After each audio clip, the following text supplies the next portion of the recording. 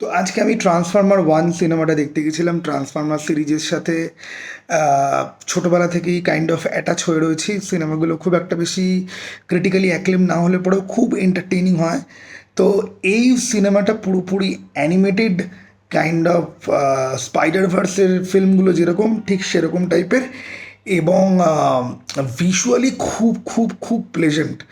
না, transformer franchise নিয়ে একটা কমপ্লেন আছে যে এগুলোর নাকি গল্প ভালো হয় না। ওয়েল, প্রথম তিনটে সিনেমা মাইকেল বে যেগুলো বানিয়েছিল সেগুলোর গল্প মোটামুটি ঠিক ছিল। 4 নম্বর আর 5 নম্বর সিনেমার গল্প ধসে গেছিলো। বাম্বেলবি সিনেমাটার গল্প যথেষ্ট ভালো, তারপরে হচ্ছে গিয়ে এই সিনেমাটা। আর বাম্বেলবি আর এইটার মধ্যিখানে কোনো সিনেমা বেরিয়েছে কি না সেটা আমার খুব একটা বেশি ফলো করা হয়নি। নাও দ্য থিং ইজ যে এই সিনেমাটা আমার লাগলো কেমন, বা এই সিনেমাটা কি হলে বসে দেখা উচিত, কি বৃত্তান্ত, সেই সমস্ত কিছু। দেখো, প্রথম কথা বলি হচ্ছে কি যে অপটিমাস প্রাইম আর মেগাট্রন, এরা দুজনে বন্ধু থেকে তারপর আর্ক এনিমিতে পরিণত হয়েছে। কাইন্ড অফ এক্সমেনের ইউনিভার্সে প্রফেসর চার্লস জেভিয়ার আর ম্যাগনিটো, এদের দুজনের সম্পর্কটা ঠিক যেরকম, ঠিক সেরকম সম্পর্ক কিন্তু এখানেও। এদের দুজনের ইয়াং বয়সে একজনের নাম ছিল এপ্যাক্স আর একজনের নাম ছিল হচ্ছে গিয়ে D16।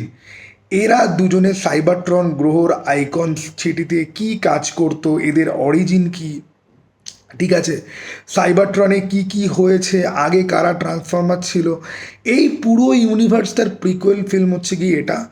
এবং আমি এই সিনেমার গল্প নিয়ে কিন্তু বেশ বেশ খুশি। আমি এক্সপেক্ট করিনি যে গল্প এতটা ভালো হবে। দেখো, গল্পটা খুব basic, simple, easy to understand একটা গল্প, কিন্তু স্ক্রিপ্টটা এত সুন্দর করে সাজানো হয়েছে। সেখানে অ্যাকশান রয়েছে, ইমোশন রয়েছে, সম্পর্ক রয়েছে, বিশ্বাসঘাতকতা রয়েছে। মেগাট্রন আর অপটিমাস প্রাইম কী করে প্রাণের বন্ধু থেকে শত্রুতে কী করে পরিণত হলো, কেন পরিণত হলো, দুটো বন্ধু কেন শত্রু হয়ে যায়, বা অ্যাকচুয়ালি ভিলেনের যে চরিত্রটা, ঠিক আছে, আমি এখানে দুটো ভিলেন রয়েছে। মেন একজন ভিলেন রয়েছে সেন্টিনেল প্রাইম, আর হচ্ছে গিয়ে মেগাট্রন। এবার মেগাট্রনের যে জিনিসটা, মেগাট্রনের ব্যাপারটা কিন্তু একটা ইভলিউশনের মতো। গোটা সিনেমা জুড়ে ওর ক্যারেক্টারটা আস্তে আস্তে ভালো থেকে খারাপের দিকে যাবে, লাস্টে গিয়ে দুই বন্ধুর মধ্যে বিভেদটা ধরবে। এই যে ভালো থেকে খারাপের মেগাট্রনের যে জার্নিটা, সেটা কিন্তু এই সিনেমার মধ্যে খুব ভালোভাবে ইজি টু আন্ডারস্ট্যান্ডভাবে দেখানো রয়েছে।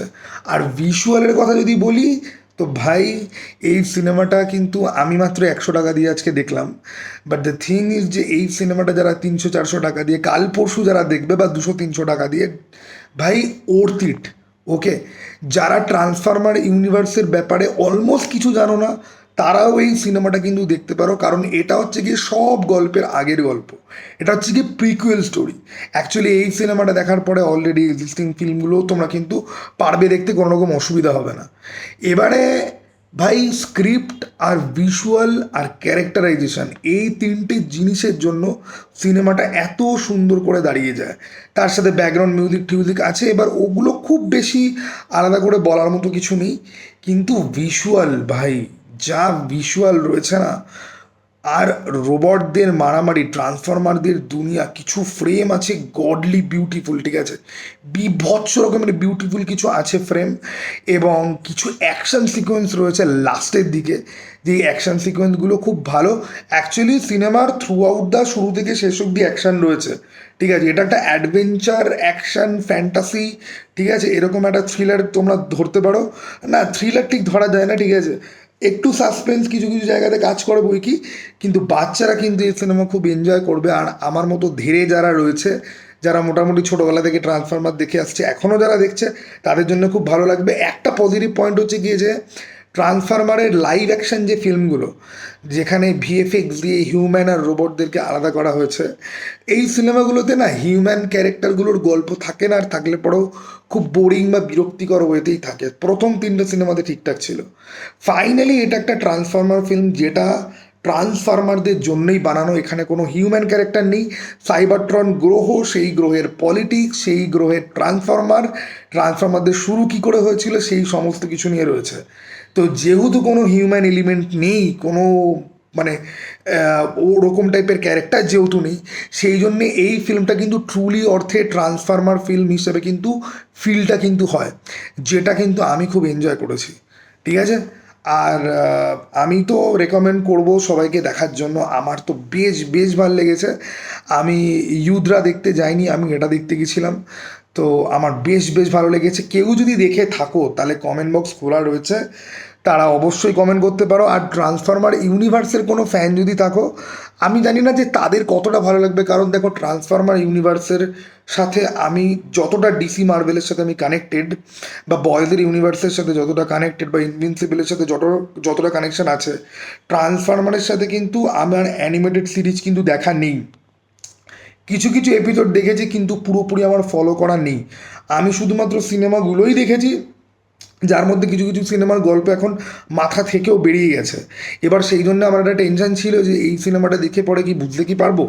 কিন্তু এই সিনেমাটা স্ক্রিপ্ট এতটাই সহজ করে, যারা আগে থেকে অ্যাটাচ নয়, আগের সিনেমাগুলো দেখেনি, তাদের জন্যও বুঝতে পারবে, আর যারা দেখে এসেছে তাদেরও যথেষ্ট ভালো লাগবে। গল্প বুঝতে আমার একেবারে কোনো অসুবিধা হয়নি, এবং গল্প যথেষ্ট ভালো।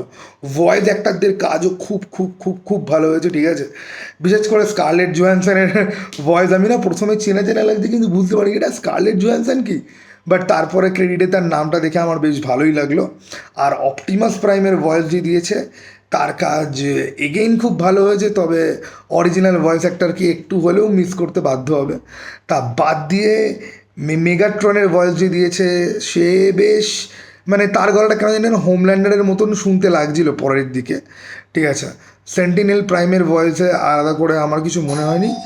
বাম্বেলবি, বাম্বেলবিকে খুব অদ্ভুতভাবে ট্রিট করা হয়েছে এই সিনেমাতে। বাম্বেলবিরও একটা মোটামুটি ফ্যান বেস আছে, খুব অদ্ভুতভাবে ট্রিট করা হয়েছে। তো যাই হোক, কমেন্ট বক্স খোলা রয়েছে, তোমরা জানাতে পারো কার কেমন লাগলো। চলো ভাই, আবার যেন দেখা পাই।